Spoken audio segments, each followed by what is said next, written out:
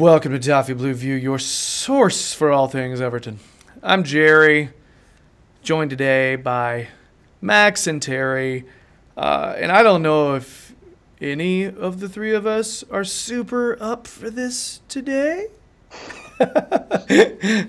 We're all kind of just grumpy old men, despite the fact that these guys aren't old. So there's that. It's a very hard to please us kind of day, I think. I know I was telling the guys off camera, I was like, I feel bad for anybody who has to talk to me today. I'm just a jerk today. I'm sorry. So, gentlemen,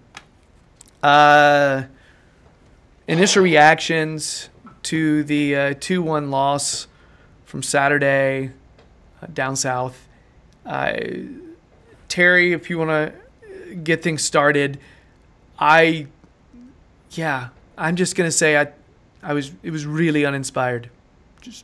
Yeah, I mean, it's probably the worst performance of the season. That or Brighton, completely insipid. You could tell from the first whistle that they wanted it more than us. It's an old cliche but they were flying into tackles harder. They were getting onto second balls quicker. Just everything just looked wrong with our players on the pitch, and I don't even know what could have been done differently. I mean, those are more or less the best 11 players on the pitch, give or take one or two. Maybe there's something to be said for Mina and Calvert-Lewin, but I don't know whether it's the system, whether it's the players are jaded and need a rest, whether it is the manager. I'm not ruling that out. We'll come on to that in more detail later, obviously, but it was awful, absolutely drab. At no point did we look like we were gonna get anything out of the game. We had some, half decent passages of play in attack, half decent being quite kind to them as well. But at no point was I thinking this could end in a goal. It was all, sort of neutered attack play. It was in front of their back four. It was, it was, we'd slow things down when we needed to be fast, and all their players got back. It was just awful to watch, and I'm really glad we didn't do this video on the night of the game, because I think it would have. I think the language might have been a little bit more colourful, because I don't think anyone was less than angry at coming out of it. It's just terrible. It was really hard day. At the office. Max, when I'm watching us, and I rewatched the first half today, or I watched the first half today because I watched the second half on Saturday. I did this all out of order. But I had two words. I said uninspired earlier, but sloppy. It's really sloppy passing moving forward. It's careless. That's the thing that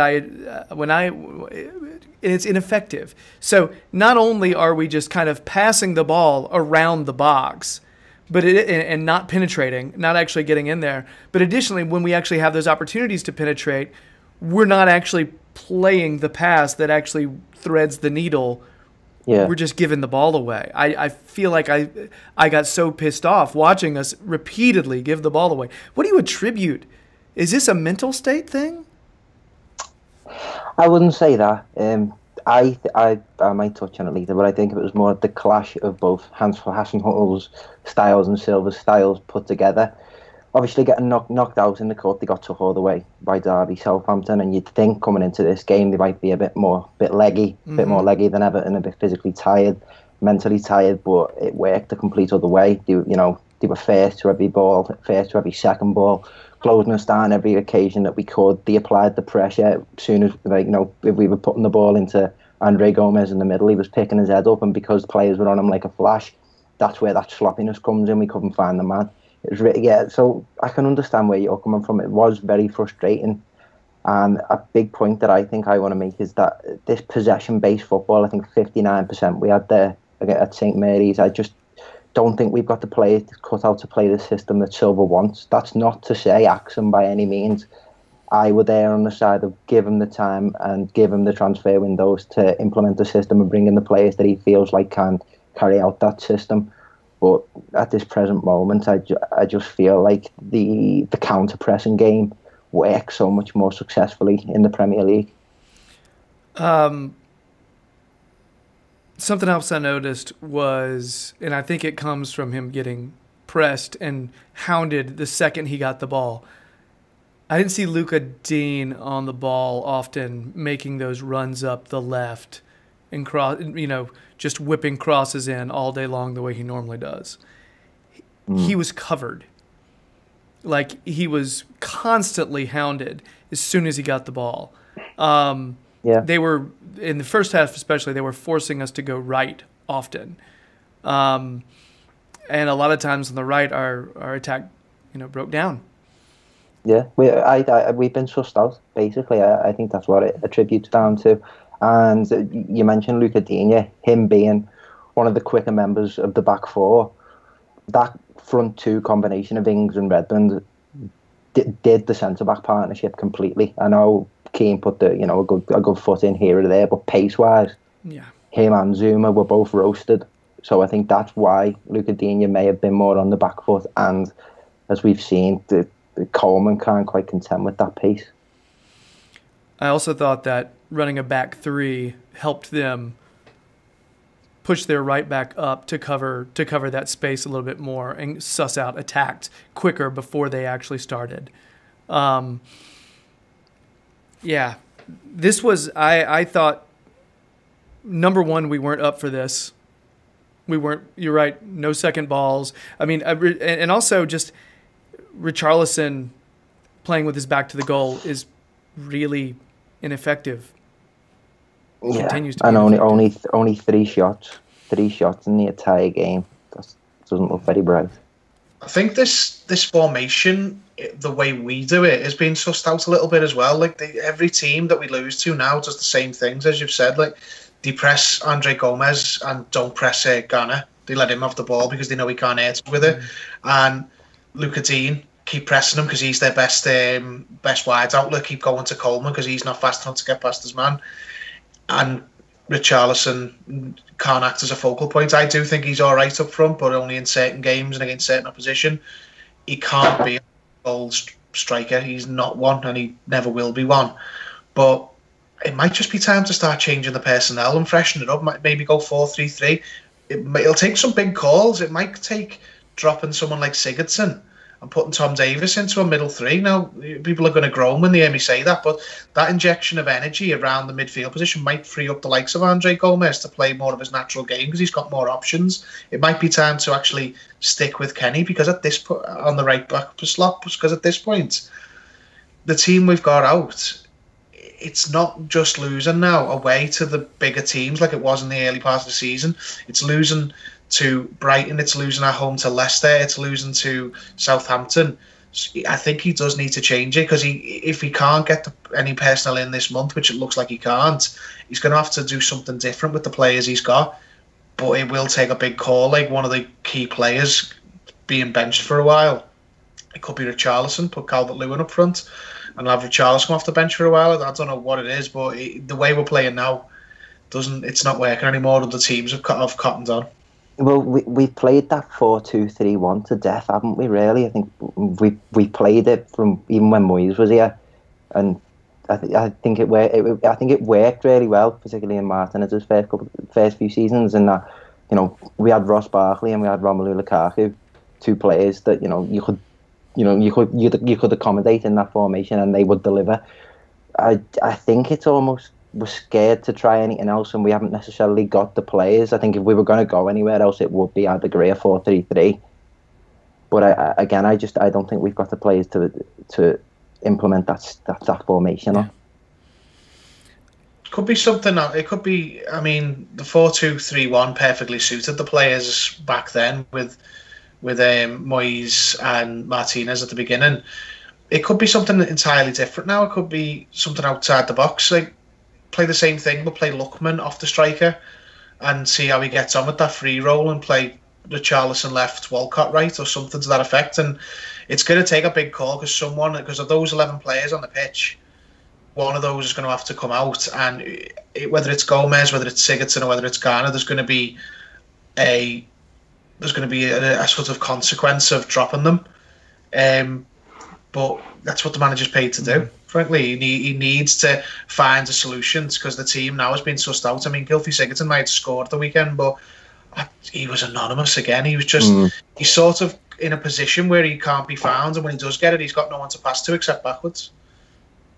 Yeah, Sigurdsson's a weird one. I thought I've got to congratulate him. He became I think it's the highest scoring Icelandic player in the Premier League. I think he surpassed Edgar Johnson, 55 goals. So congratulations on that. But one thing I want to highlight about Sigurdsson is he's so conservative when we haven't got the ball. He'll do the running, but he won't put a foot in.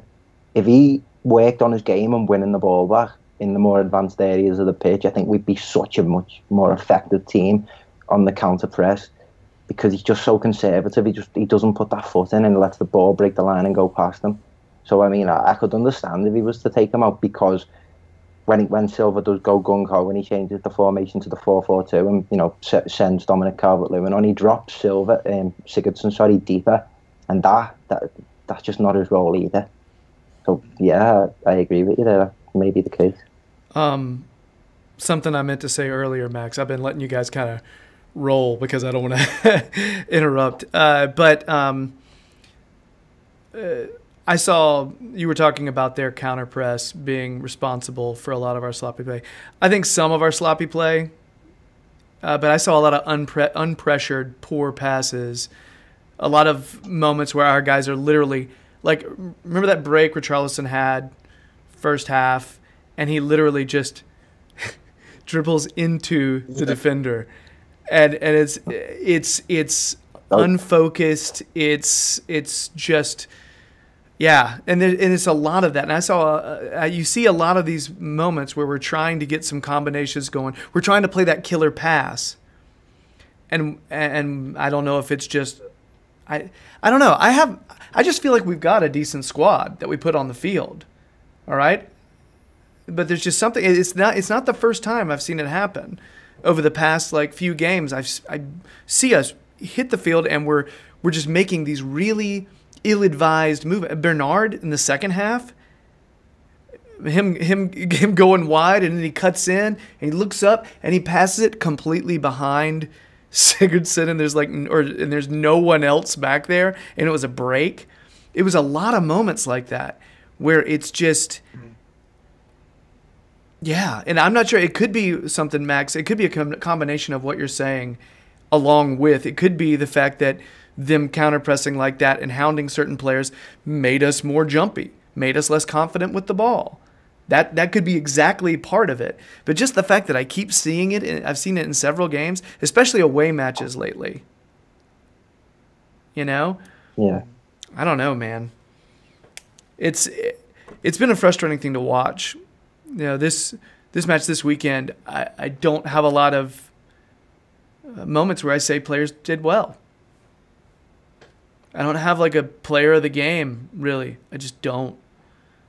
The own goal. Everton luck. I think that's something like that's like our fourth own goal at St Mary's in the last 4 years as well. So it's just Everton luck all over. He's really unlucky there, to be fair. For Dean, I feel like he was unlucky. I kind of feel like Pickford might have done a little better on that.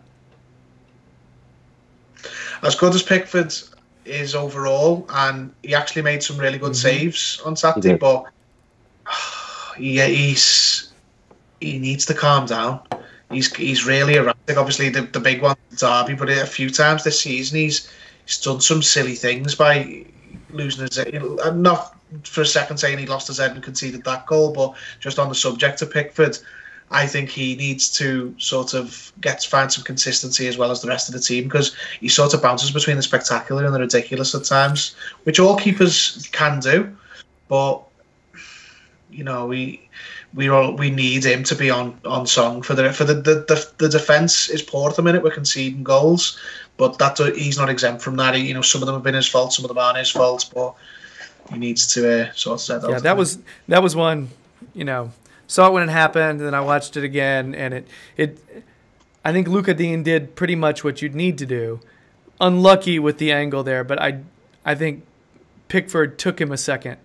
It took him a second to realize what was happening, and just that one little split second, his body is going to the other way. His body, his weight is shifting the other way, and he has to kind of get himself righted. But I don't think he was expecting that, and I think that accounts for him being a little slow on it. So that's yeah. Guys. Oh. A lot more to talk about too, guys. There's like so many groans. Okay. Anything else on this, gents? I think maybe the last 8 minutes of play we did okay. Only because we There's my positive. Getting the ball forward. Yeah, So, I guess that's it for our Southampton reaction. It's not a meh. It's more of an ugh. All right? Yeah. If I'm going to do this with groaning noises. So, I guess that's it for our match reaction. If you take our videos, please subscribe to the Toffee Blues YouTube channel. We'd sincerely appreciate it. If you would like more Terry analysis, check his Twitter timeline. He'll tell you when he will be on the Liverpool Echo fan jury, so keep an eye out for that. Also, Max is just everywhere, man. So keep an eye on his Twitter timeline. He'll tell you when he's going to be on various podcasts and videos and radio appearances and all that stuff. But he's always going to be on the Toffee Blues website doing Everton analysis. All right, let's move on to yet another impassioned segment about Everton. Gentlemen, bye.